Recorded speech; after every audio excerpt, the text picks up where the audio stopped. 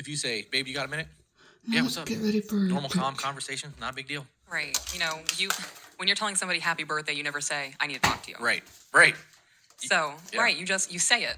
So even if it could evolve into a negative conversation, you just have to say it. Right. When you say something like, we need to talk, you're already putting them in that negative mindset. And they get defensive immediately. Right. So anything you have to say after that sentence, they're not going to do.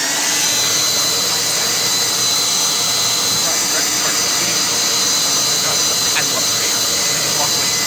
They're going to be like, damn, I felt like you're about to shit on me. You know what I mean? No, obviously. When you will ask me.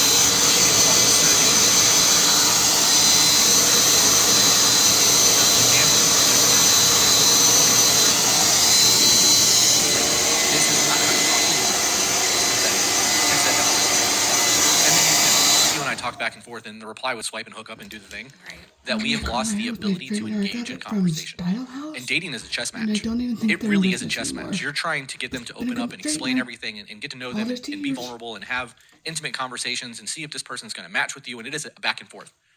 When you don't know how to have that back and forth, you're never going to succeed. You're not going to ever find a partner.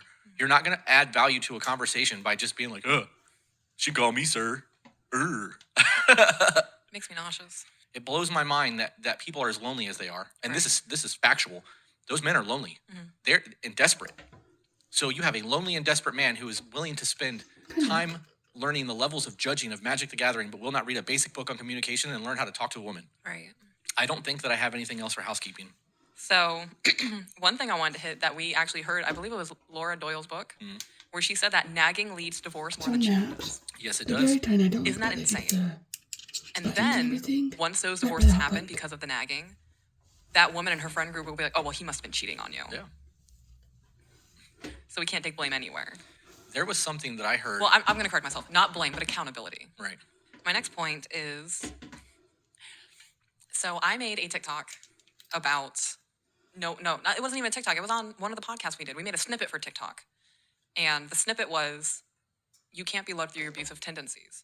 So if you're in a relationship with somebody new and they have never done anything to displace your trust, they've never done anything to hurt you, like they have not abused you in any way. I decided while waiting. Unless you are actively working on it, growing and apologizing for your recognizing that you are in survival mode. And somebody went into the comments and said, this is not true. If you trigger me, my reaction is your fault. That's bullshit.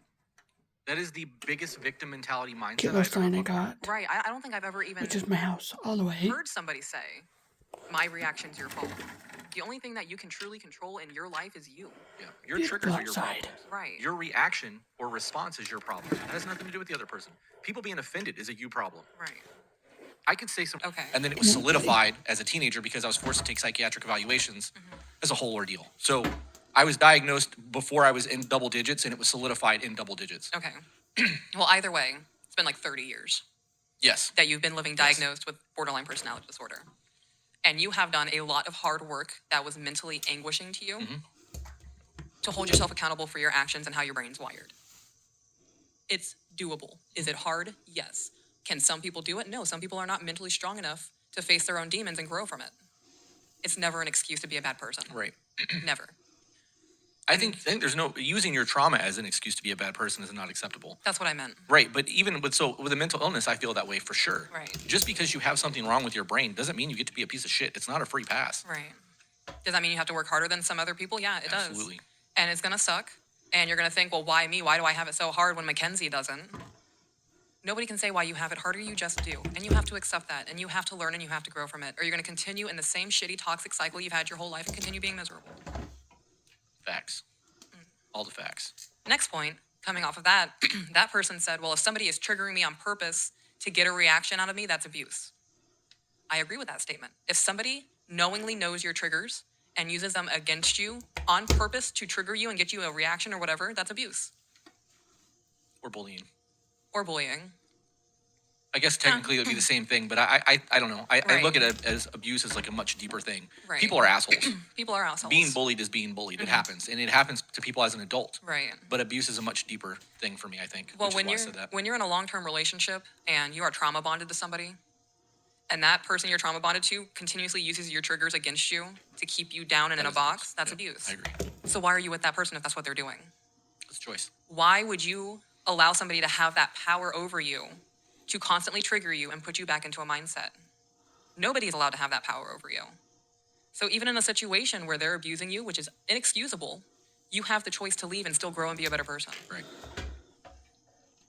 I understand people think the victim mentality is like a safe space. Does that make sense? I mean, I guess it does. Because the victim mentality, they want everybody to cater to them. I ain't catering to nobody. Right. That whole mentality is sickening to me. Right. And people like, you victim blame, you victim shame, blah, blah, blah. And I'm like, no, you guys are just being little bitches. And I don't care about that. I've had a horrible life. I'm not on here fucking crying about it, saying that it's everybody's fault. I take responsibility for my life and where I'm going. Right. And the success that I have is because I earned it. I did the work. Not just in business, but in my personal life, the relationship that we have, my communication skills. I did that. Nobody gave that to me. And it hasn't been easy. We had a lot of growing pains in the beginning of our relationship. We still have some growing pains. They aren't as tense as they were. Right. And they're much far and few in between now. They were there, though. Yep. It's never an excuse. And then the last one, so if this doesn't make sense, I need you to tell me it doesn't make sense. So you know how people say there's a surface level of a person and there's like that deep down, how they aspire to be better and all these other things? I've really been thinking about that. I don't think that there is a deep down. And the reason I say that is your actions speak